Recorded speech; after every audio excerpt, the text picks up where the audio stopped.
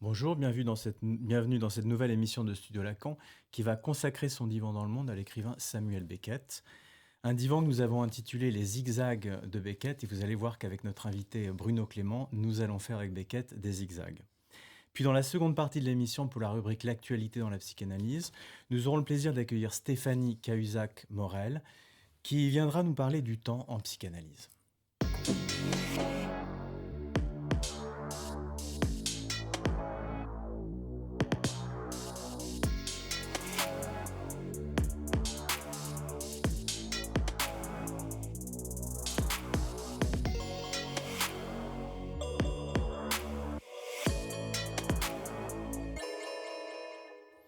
Bonjour Bruno Clément, vous êtes professeur de littérature émérite à Paris 8 et vous avez écrit 2 ouvrages sur Beckett et nous avons particulièrement apprécié en vous lisant la façon dont vous envisagiez la lecture de Beckett en zigzag. Alors Beckett n'a pas donné d'indication sur comment le lire, pas de préface, pas de postface, pas d'interview. Il laisse le lecteur avoir à son... Le spectateur. Et le spectateur, puisqu'il y a effectivement le théâtre et des films, avoir un rapport direct à son œuvre.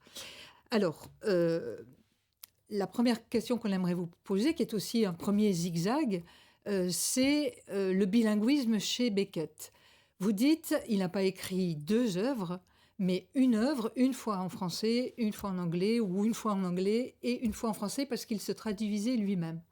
Peut-être vous pourrez nous dire, pour commencer, quel est ce bilinguisme chez Beckett, ce rapport à ces 2 langues. Oui, je veux bien. Merci de m'avoir invité. Merci de me faire parler de cette question d'abord, parce que je pense qu'effectivement, la question du bilinguisme est une question absolument essentielle pour approcher cette œuvre qui est difficile.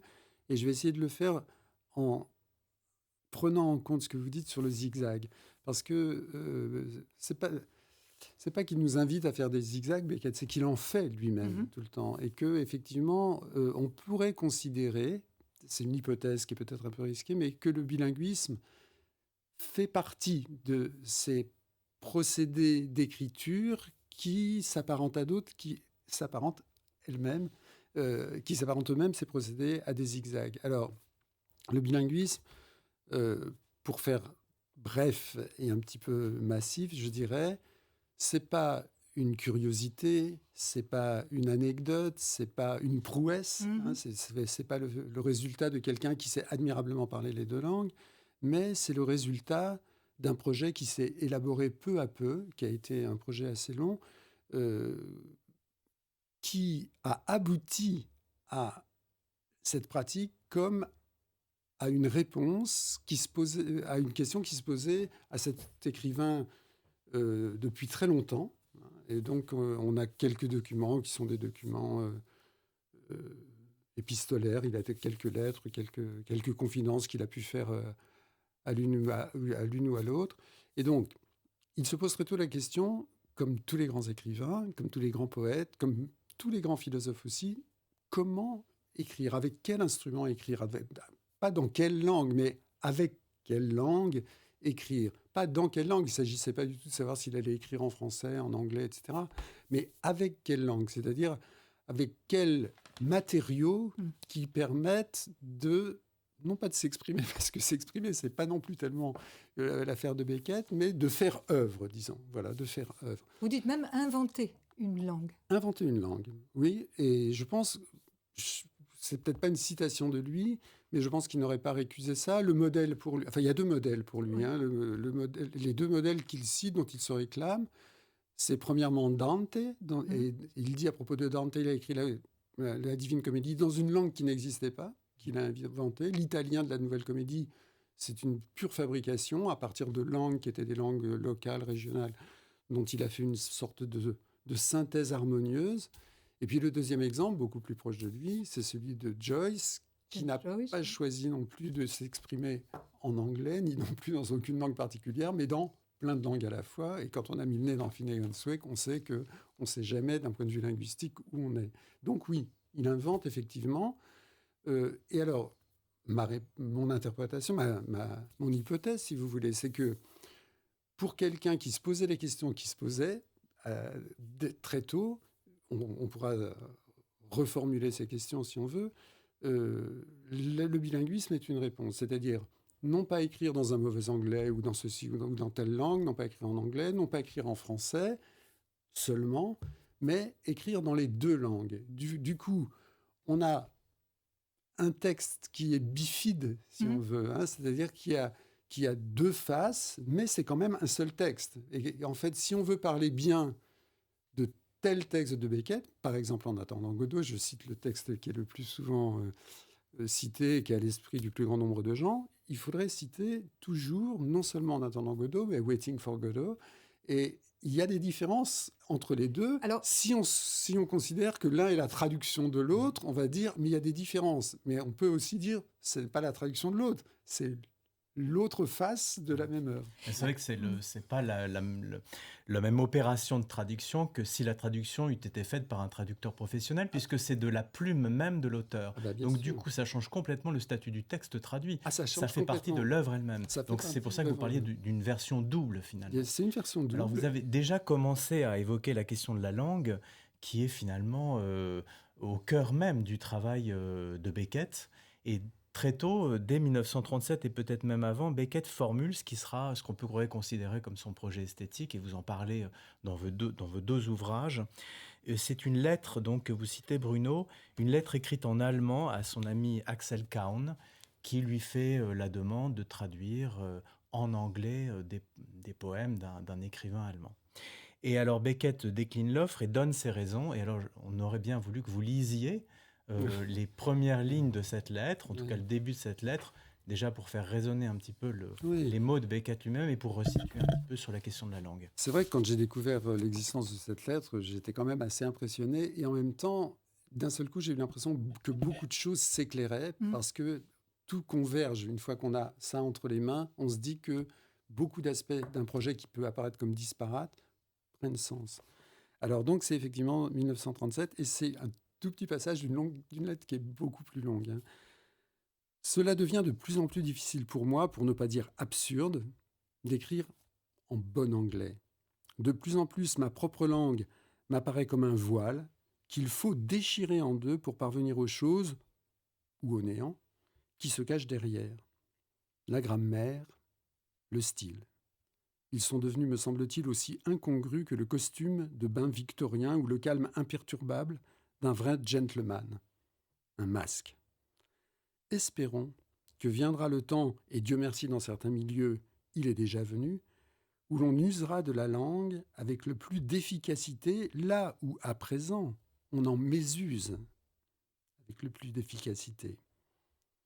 Comme on ne peut l'éliminer d'un seul coup, nous ne devrions au moins rien négliger qui puisse contribuer à la faire sombrer dans le discrédit, à percer dedans trou après trou, jusqu'à ce que ce qui se cache derrière, que ce soit quelque chose ou rien, commence à s'écouler au travers. Je ne peux imaginer de but plus élevé pour un écrivain aujourd'hui. C'est vrai que c'est un projet qui est radical, hein, vraiment radical, et qui donne la langue, non pas comme un outil plus ou moins adéquat, mais comme un obstacle, en fait. Hein. La langue est un obstacle, et mon hypothèse est que donc, le bilinguisme, ça creuse ce trou. C'est un formidable trou qui est creusé, parce qu'en réalité, on ne sait pas bien où est le texte, il n'est pas entièrement dans le français, il n'est pas entièrement dans l'anglais, il n'est pas non plus dans une espèce de synthèse des deux, mais il est quelque part dans un interstice qui est difficile à situer, difficile à décrire, mais qui en même temps est là et pose problème. Et alors, je fais une parenthèse rapide, je plains les traducteurs de Beckett qui ne sont ni français ni anglais, ni francophones ni anglophones, parce que traduire Beckett dans une tierce langue, si j'ose dire, c'est un travail énorme, colossal et presque impossible. Alors peut-être qu'il le dit sans doute avec ironie, mais il dit de la langue française que c'est une langue sans style, mais qui permet d'obtenir des perles précieuses ou des étincelles, et qui l'oppose, ou en tout cas qui le différencie, je ne sais pas comment le dire, de l'anglais qui serait peut-être plus dans le faire. Enfin, je ne sais pas. Qu'est-ce que vous pourriez nous dire de cette opposition de ce que la langue française, qui donne donc des étincelles et de, je ne sais plus quoi, des perles précieuses, voilà, et de l'anglais qui est peut-être plus du côté du faire, l'un d'un dire et du faire, je ne sais pas. Je me permets de corriger, il n'y a pas d'erreur, mais de situer les deux propos que vous avez rapportés. Premièrement, c'est plus facile d'écrire sans style. Deuxièmement, le français, c'est une langue qui permet l'apparition des perles. Mm-hmm. Alors, la première citation, c'est une citation probable, mais en fait, elle n'est écrite nulle part. C'est un propos qui a été rapporté par des gens. Et comme Beckett ne commentait rien, comme vous avez rappelé tout à l'heure, ne fait pas d'interview, etc., on croit les gens qui ont connu Sam, parce qu'ils l'ont fréquenté et qu'ils se sentent autorisés à dire des choses que eux savent, mais que le commun des mortels ne sait pas. Donc, peut-être qu'il l'a dit, mais il n'y a pas de preuve écrite. En revanche, l'histoire des perles et du français sur lequel peuvent se détacher, ça fait partie, non pas de quelque chose qu'il a dit, mais d'une œuvre qu'il a écrite. Voilà, dans un roman qui a mis du temps à être traduit. Donc, on pourrait traduire par rêve de femme médiocre ou quelque chose comme ça. Hein. Dream of fair to middling woman. Et donc là, il y a un personnage qui est un personnage d'écrivain ou d'écrivain amateur et qui tient ce propos. Et alors, effectivement, ça correspond à quelque chose qu'on peut ressentir quand on lit les versions des premiers textes qu'il a écrits en français, où il écrit dans une langue la plus dépouillée possible, et puis d'un seul coup apparaît un mot un peu incongru. Par exemple, dans les premières pages de L'Hymne nommable, effectique ou aporie, alors qu'en fait, l'ensemble est sur un ton qui est complètement banal, avec l'idée engendrant l'idée chez le lecteur qu'on est dans une langue qui est pas du tout une langue d'écrivain, en réalité. Donc, le français, il s'en sert dans un premier temps exactement comme ça, c'est-à-dire pour mettre en relief quelque chose, on ne sait pas exactement quoi, parce que c'est pas le mot effectique en lui-même qui l'intéresse, mais c'est plutôt cette espèce de trou que ça creuse à l'intérieur du texte. Et ce qui fait entendre le vide, finalement. Oui, en tout cas, qui en donne l'idée, ou quelque chose comme ça. Ouais. Il y a quelque chose de cet ordre-là. Alors, qui se cache quelque chose ou rien, hein, on ne sait pas, le voile qu'il faut déchirer. Dans la suite de la lettre, qu'on ne peut pas lire en entier, il donne comme exemple, enfin, en tout cas, il cite avec nostalgie l'exemple de la musique ou de la peinture qui ne traînent pas le même boulet que le langage. Le langage en lui-même, il pose un problème. Quel est le problème ? Le sens. Chaque mot veut dire quelque chose, et dès qu'on le prononce, aussitôt, une espèce de nébuleuse de sens se forme dans l'esprit du lecteur ou du spectateur au théâtre.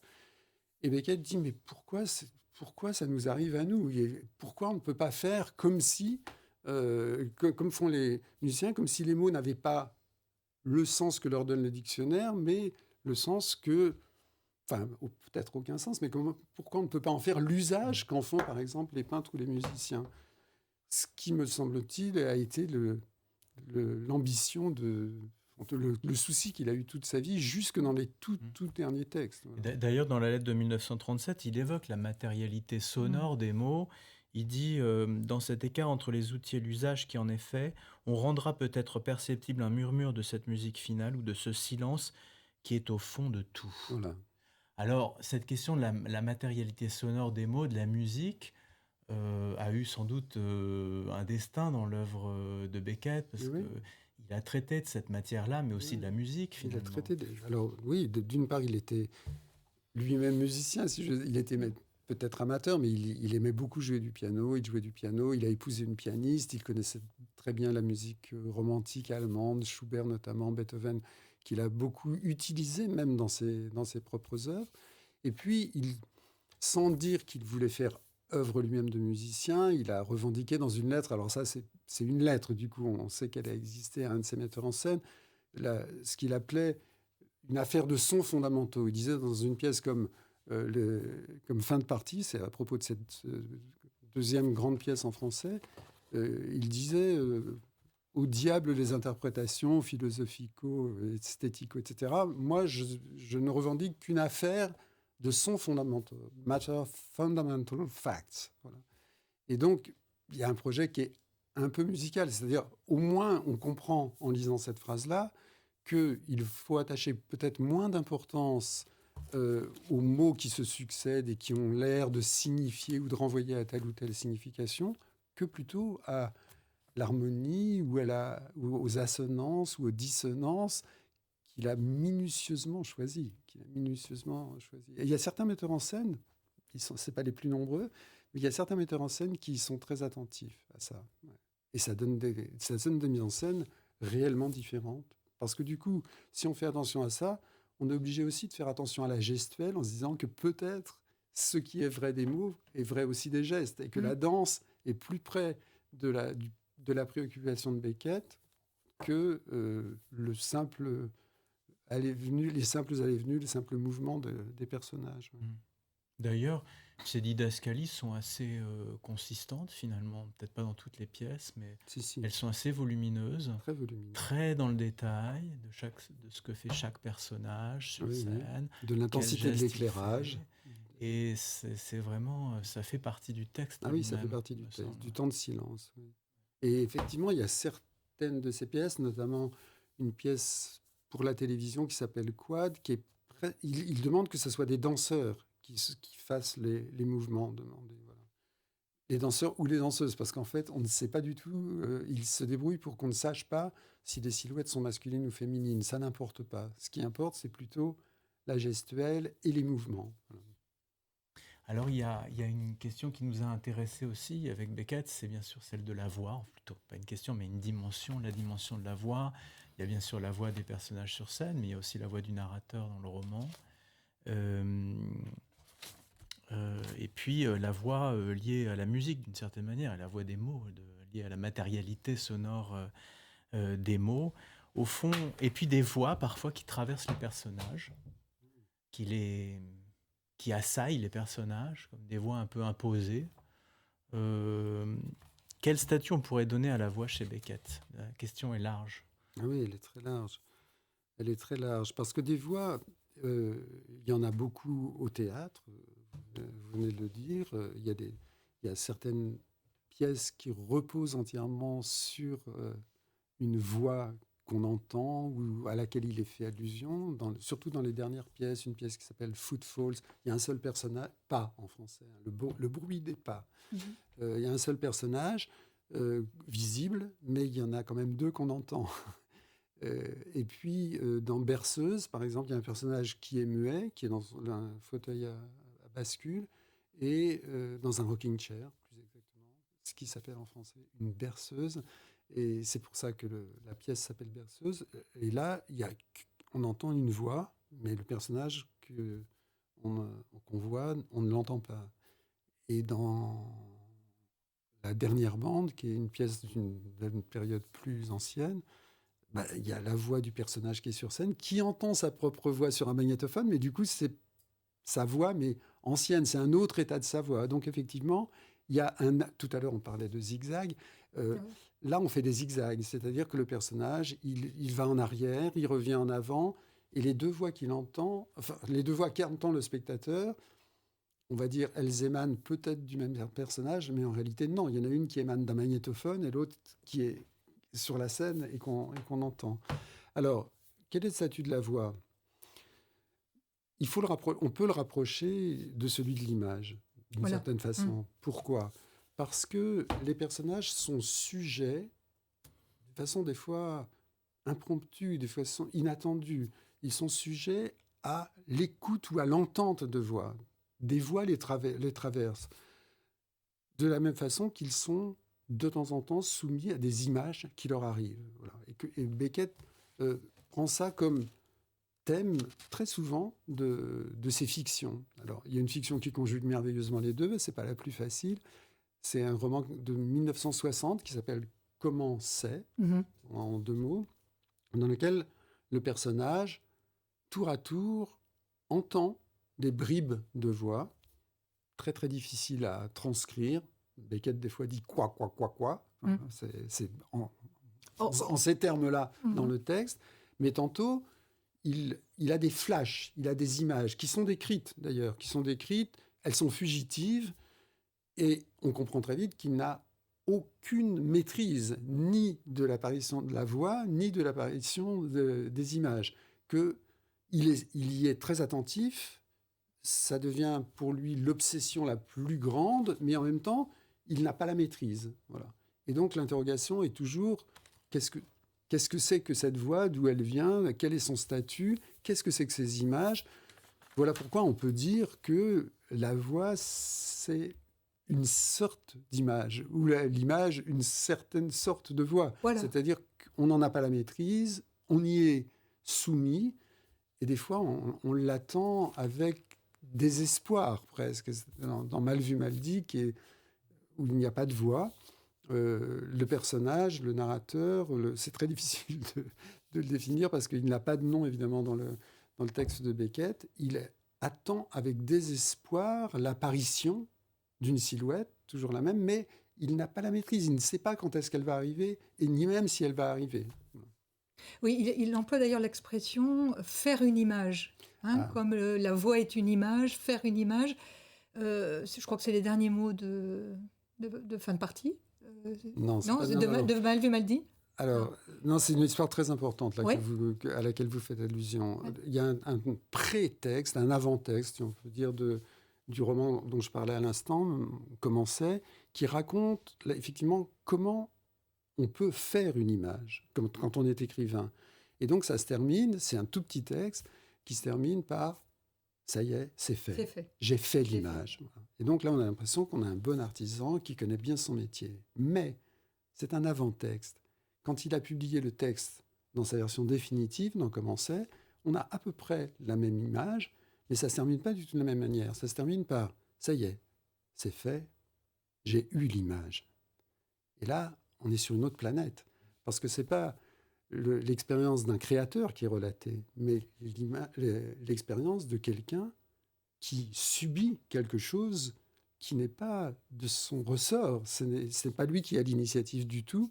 Et donc, c'est toute l'affaire qui est une vieille affaire en philosophie, que Beckett ne traite jamais en philosophe, évidemment, qui est l'affaire de ce que les philosophes classiques appelaient l'imagination active. On fait des images. Et là, cette imagination-là, pour les philosophes, on peut en faire quelque chose. Par exemple, de la poésie, par exemple, de la peinture. On peut créer. On l'appelle aussi imagination créatrice. Mais il y a une autre imagination qui a plus mauvaise presse auprès des philosophes, qui est une imagination passive, celle de nos rêves, celle des hallucinations quand on prend de la drogue, ou celle des gens qui disent qu'ils ont des visions. Et cette imagination, on n'en a évidemment pas la maîtrise. Elle est passive et elle est très très mal cotée, évidemment, de façon ordinaire. Or, Beckett essaye de la réhabiliter. Il y a un texte dans lequel il dit... alors, en anglais, il y a 2 mots différents pour désigner ces 2 sortes d'imagination. Imagination, l'imagination active et créatrice. Fancy, l'imagination passive. Et Beckett joue à un certain moment, veut jouer cette carte de la fantaisie, on le traduit comme ça en français le plus souvent, et lui, c'est le mot qu'il emploie en français quand il veut faire apparaître ce thème dans son œuvre.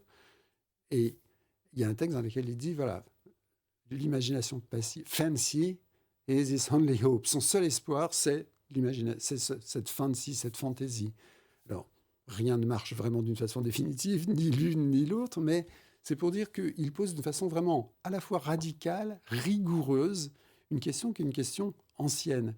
Mais si j'ose dire, il ne la pose pas. C'est-à-dire qu'il la laisse se poser. C'est sa manière à lui de faire de la théorie. C'est-à-dire qu'il n'en fait pas. Simplement, pour théoriser l'image, il fait des images. Voilà. Il les invente, il les crée et il les met sous les yeux des lecteurs ou des spectateurs. C'est une grande différence avec les philosophes. Oui, ça évoque le titre quand, comment, où. Alors, Ce que vous me dites, oui. oui, alors c'est pas un titre où, quand, où, où maintenant, quand maintenant, qui maintenant. C'est peut-être à ça que vous faites allusion. C'est les premiers mots, la première phrase de l'innommable. Et à ce propos, justement, on pourrait... D'habitude, ces questions, la question de où ça se passe, quand ça se passe, qui est le personnage principal, les romanciers, ils se la posent avant de commencer à travailler, et puis ils y répondent, puis ils se mettent au travail, et du coup, ils nous mettent dans un certain milieu, à une certaine époque, et ils nous décrivent ou ils nous présentent un certain personnage. Donc Beckett, il inverse un peu les choses, c'est-à-dire qu'il met à l'intérieur de sa fiction ce qui, est d'habitude, sont les conditions préalables de la fiction, et il les transforme en questions. C'est comme ça pour ce texte que vous citez, L'Innommable, qui n'est pas un texte facile du tout, mais puisque vous me posez la question, je dirais, c'est ce qui fait aussi au théâtre, d'une certaine façon. C'est-à-dire que ce qui est d'habitude une condition de l'action théâtrale, vous savez, on disait au XVIIe siècle, unité de temps, unité de lieu, unité d'action, c'était des choses qui étaient données mais non discutées, et qui permettait simplement que l'intrigue se déroule dans des conditions qui étaient conformes à la tradition et qui étaient agréables et vraisemblables pour le spectateur. Alors, Beckett ne renie rien de ça, et on pourrait dire qu'il respecte très très bien ces trois unités, même des fois, au lieu de l'unité d'action, par exemple, pour En attendant Godot, on pourrait dire nullité d'action, il n'y a même pas une action.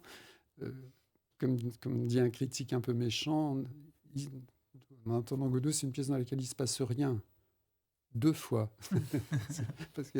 Alors, donc, en fait, ce que Beckett fait avec cette affaire d'unité, c'est que ce qui est d'habitude condition de la représentation, c'est ici une question. C'est-à-dire que dans En attendant Godot, l'unité de lieu, par exemple, le lieu, c'est une question. Est-ce qu'il a bien dit que c'était là ? Est-ce que tu es sûr ? Regarde, il y a un arbre. Oui, mais non, mais c'est pas les mêmes chaussures, c'est pas la même... Donc on ne sait jamais exactement où on est. L'unité de temps... Ni être sûr de l'endroit. Ni être sûr, ni être sûr. Pareil pour le temps, pareil pour l'action. C'est-à-dire, ce sont des questions. Et elles sont posées des fois par les personnages de façon explicite. Ils transforment les conditions en questions, et c'est ça la matière de son drame. Alors vous avez dit 2 fois, je le saisis au vol En attendant Godot, ça fait partie un peu des zigzags. Ça fait partie des zigzags. Est-ce que vous pouvez juste un petit peu développer ce zigzag-là dans le texte lui-même ? Alors oui, je peux le développer, ça prendrait beaucoup de temps, mais je vais le développer le plus succinctement possible en citant déjà un mot que Beckett n'emploie pas, mais sur lequel je suis tombé en essayant de creuser cette affaire de zigzag.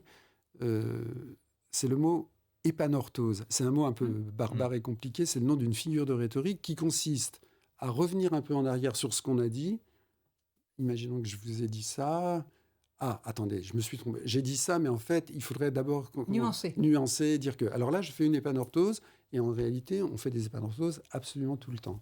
Alors, Beckett fait ça d'une façon... je ne dis pas systématique, parce que je ne sais pas s'il a théorisé la chose, mais en tout cas, il le fait de façon récurrente et sous toutes les formes. C'est-à-dire que des fois, il le fait dans un mot, par exemple le mot chuchotement, où on revient sur le che pour repartir un peu en avant, ou sur le mot murmure, on va y revenir tout à l'heure En attendant Godot, mais il le fait sous la forme d'une action visuelle, comme par exemple faire revenir la bande magnétique en arrière avant de progresser, etc.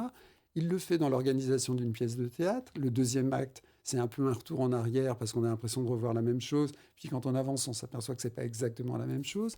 Et je dirais, pour revenir à notre question du début, et c'est pour ça que j'étais content que vous commenciez par le bilinguisme, que la deuxième version d'un texte qu'il écrit, c'est comme la première, sauf que ce n'est pas du tout comme la première, ou en tout cas pas exactement comme la première, et qu'on pourrait dire qu'il y a entre les deux versions le même rapport qu'entre le premier acte et le deuxième acte de Oh les beaux jours, qui est conçu un peu comme En attendant Godot, ou qu'En attendant Godot, ou que la dernière, etc., etc. Et alors, donc, il y a des zigzags absolument partout.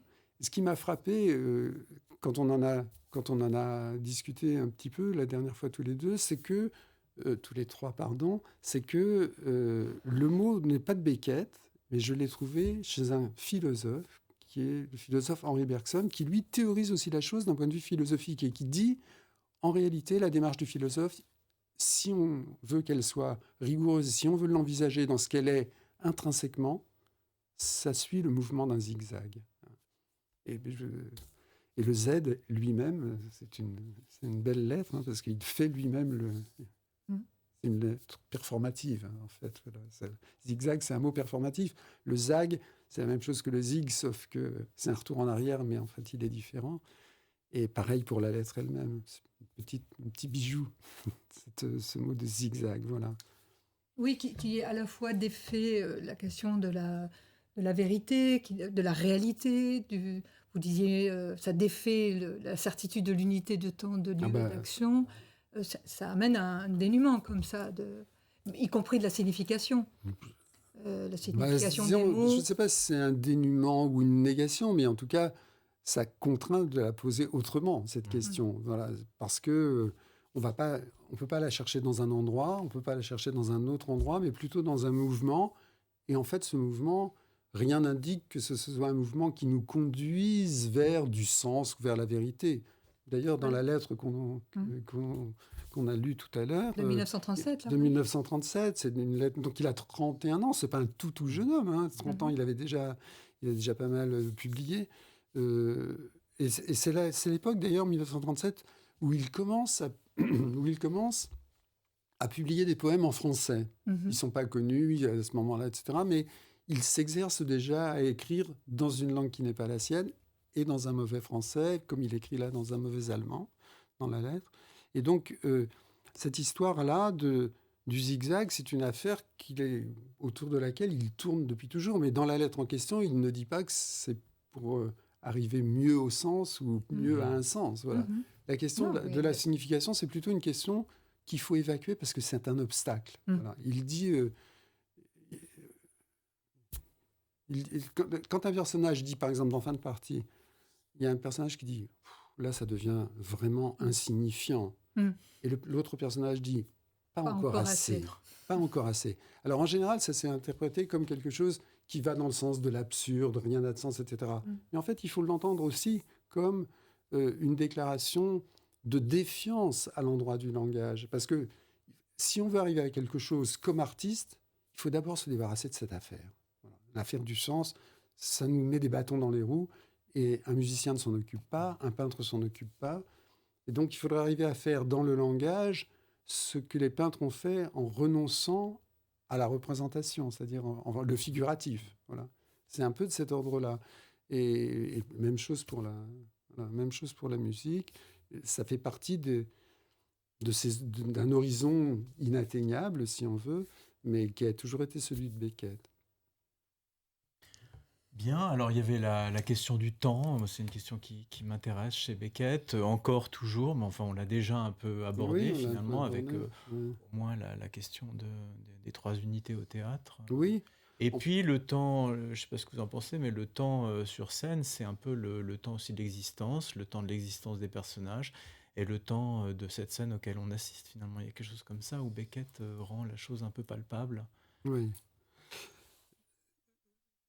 Je dirais 3 dimensions pour faire vite, parce qu'on arrive à la fin de notre temps.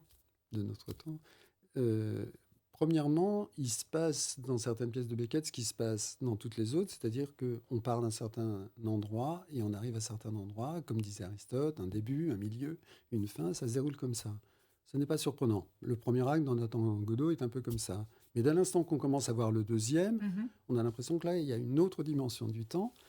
Ben oui, c'est le temps cyclique, c'est-à-dire le temps qui revient. Alors, vous disiez, le temps qu'on vit, c'est notre temps. Nous, on vit dans un temps linéaire, on vieillit, et notre temps d'émission, il va du début jusqu'à la fin, il arrive maintenant à sa fin. Mais le temps, on le vit aussi d'une façon cyclique. On a notre anniversaire tous les ans, tous les matins, quelque chose recommence qui est presque semblable, mais pas tout à fait à ce qui a été le lendemain. Alors ça, c'est les 2 dimensions, et je dirais que ça, c'est son apport insigne au théâtre. Je ne vois pas avant lui quelqu'un qui a fait ça, c'est-à-dire qui a mis sur la scène les 2 temps qui sont nos 2 temps de vie, si j'ose dire.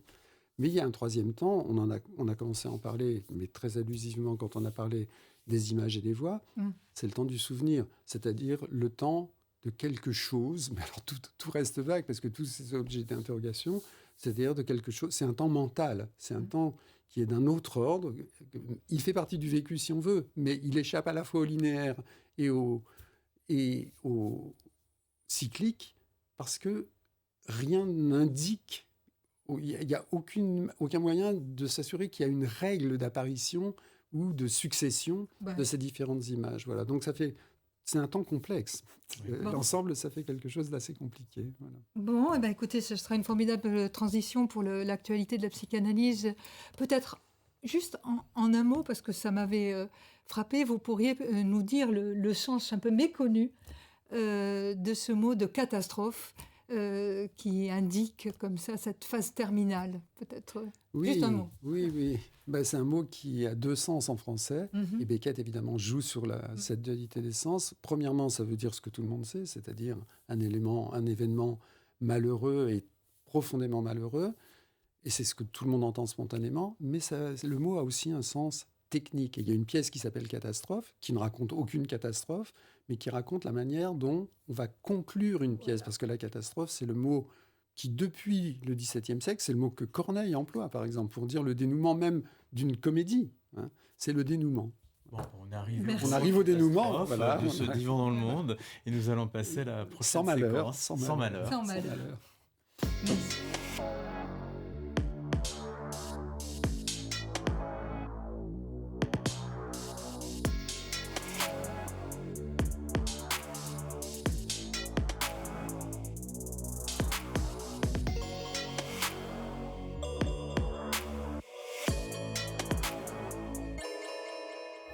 Bonjour Stéphanie Cahuzac-Morel, vous êtes psychanalyste à Montpellier et vous allez nous parler du temps précisément dans la psychanalyse. Donc Stéphanie, c'est à vous.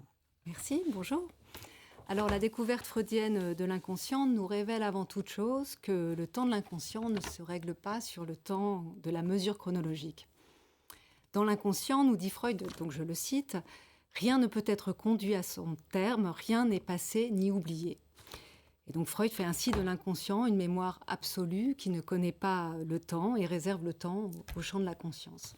Alors comment saisir la dimension hors temps justement des phénomènes inconscients ? Alors on peut la saisir à partir de la place centrale du traumatisme dans les phénomènes inconscients tels que Freud l'a mis en relief avec la notion d'après-coup, Nachträglichkeit, introduite en 1897 concernant les traumatismes sexuels. Prenons l'exemple du célèbre cas d'Emma, donc chez laquelle l'éveil de la sexualité au temps de l'adolescence, elle avait donc 13 ans, qui a ravivé traumatiquement le souvenir refoulé de l'attentat sexuel vécu dans son enfance. Elle avait 8 ans, quand l'épicier du magasin dans lequel elle pénétrait seule pour acheter des friandises, cet épicier a porté sa main sur ses parties génitales à travers sa robe, tout en arborant un sourire grinçant. C'est donc dans l'après-coup, au temps de l'adolescence, alors qu'elle était à nouveau entrée seule dans un magasin, qu'elle a été saisie par le rire de deux vendeurs, le rire moqueur de deux vendeurs, que la scène de l'enfance du temps 1 s'est transformée en traumatisme. Traumatisme qui n'avait pas été jusqu'ici éprouvé comme tel. Alors se pose la question du discernement de la cause des symptômes phobiques qu'elle a donc développés à la suite de cela, qui l'empêchait donc d'entrer dans les magasins. Alors cette cause est-elle à situer dans la scène originaire de l'enfance ou dans la reconstitution de l'après-coup ? Eh bien, cette question essentielle posée par Freud est au fondement de l'expérience analytique, car elle interroge vraiment la distinction entre le souvenir infantile de la scène originaire, donc cette empreinte indélébile, ce réel du trauma, et la réponse symptomatique, ici la phobie de la jeune fille. Eh bien, avec l'analyse, dans le travail associatif, au fond, qui va faire surgir le lien entre les deux rires, donc, se révèle cette temporalité de l'après-coup qui vient fixer, on peut dire, un point de jouissance hors temps, hors sens, entraînant la spirale de la compulsion de répétition. Alors, comment s'extraire de la répétition inconsciente, précisément ? Eh bien, Lacan, lecteur de Freud, insiste sur ce point essentiel dans la psychanalyse. Il nous indique que la cure opère comme restitution de l'histoire du sujet Et cette restitution de l'histoire du sujet, donc dans l'expérience de parole, qu'est la cure, est à considérer comme, je cite Lacan là, comme le point de mire de la technique analytique, qui porte sur les fonctions du temps dans la réalisation du sujet humain. Là, je cite encore Lacan dans le séminaire 1. Donc, d'où l'importance accordée justement aux petits détails dans les récits en analyse. Et pour Lacan, le temps en question est assimilable à un temps logique qui ne se réduit pas uniquement au sens produit dans l'après-coup de l'événement. Car, je cite Lacan, « Le fait que le sujet revive, se remémore au sens intuitif du mot, les événements formateurs de son existence, n'est pas en soi-même tellement important. Et ce qui compte, c'est ce qu'il en reconstruit. Donc ce dont il s'agit, c'est peut-être moins de se souvenir que de réécrire l'histoire. Restitution ou reconstruction de l'histoire nécessite un temps pour dire dans la séance. Et l'histoire ainsi, donc un temps de resubjectivation de l'événement qui opère dans l'après-coup, et donc l'histoire ainsi restituée dans l'expérience analytique est le passé pour autant qu'il est historisé dans le présent. Donc l'opération du transfert dans l'analyse permet de faire surgir cette temporalité qui va de l'avenir au passé. Et alors, comment ça se passe concrètement, d'une certaine façon, dans l'analyse ? Alors, dans l'analyse, l'analyste est là pour représenter ce temps régrédient qui va vers le passé. Lacan parle d'un noyau d'un temps réversif qui va donc du présent vers le passé, comme je viens de le dire, et c'est ce que Jacques-Alain Miller reprend dans son précieux développement intitulé « Introduction à l'érotique du temps », en nous invitant à concevoir, je le cite, donc la séance analytique comme réversion temporelle. Alors, ce qui signifie que la séance n'est pas un temps défini par la durée, mais, nous dit-il, elle est un laps de temps où il s'agit qu'un rapport s'établisse avec la dimension hors temps de l'inconscience. C'est-à-dire que, je cite donc Jacques-Alain Miller, tout ce qui s'y dit prend un autre sens, prend le sens d'être inconscient, prend le sens d'avoir été écrit avant. C'est l'établissement d'une illusion structurale d'un « c'était écrit ». Et alors, dans la séance, donc ? Alors, dans la séance, l'analyste, comme corps vivant, incarne dans l'actualité de la séance l'instance du passé, comme je viens de le dire, et c'est par l'interprétation, par le biais de l'interprétation de l'analyse, que s'établit une connexion entre le hors-temps de l'inconscient et le présent de l'analysant. Et dans la perspective lacanienne, pour être opérante, l'interprétation a une modalité temporelle spécifique, et celle de la surprise. C'est pourquoi Lacan maniait la séance courte, plus exactement la séance à durée variable, parce que l'interprétation ne fait événement qu'à la condition qu'elle surgisse sous l'aspect de la surprise, qui fasse coupure par rapport à la répétition, au prévisible et à l'attendu. Alors, pourquoi une analyse dure-t-elle longtemps ? Très bonne question. Parce qu'il faut le temps de se faire à l'être, nous indique Lacan dans Radiophonie. Alors, comment le saisir ? Eh bien, Éric Laurent nous donne quelques clés de lecture à partir des différentes déclinaisons possibles de la pulsion. Il nous dit que se faire à l'être, ce n'est pas simplement se soumettre aux impératifs de la pulsion, se faire voir, se faire entendre, se faire bouffer. Je le cite, se faire à l'être, c'est savoir y faire avec cet être-là, avec l'exigence pulsionnelle qui ne cesse jamais. Se faire à l'être, c'est supporter donc la pulsion. Par exemple, il nous donne quelques exemples que je trouve très parlants. C'est cesser, par exemple, d'être suffisamment injurieux pour pousser l'autre à vous expulser. Ou encore cesser d'être hypnotisé par l'autre, de se paralyser sous son regard, par l'effort d'y faire voir. Il s'agirait plutôt de supporter d'être vu et de ne plus rester dans l'ombre. Donc le se faire résonne avec l'acceptation d'un réel que l'élaboration de l'inconscient dans la cure fera apparaître. Un grand merci Stéphanie Cahuzac-Morel pour ces déclinaisons sur la question du temps, et grand merci aussi à Bruno Clément pour son éclairage sur Beckett. Voilà, on a donné les ouvrages à lire, et peut-être donc une prochaine fois sur peut-être Bergson. Donc l'émission de Studio Lacan est terminée et on se donne rendez-vous pour une nouvelle émission samedi prochain.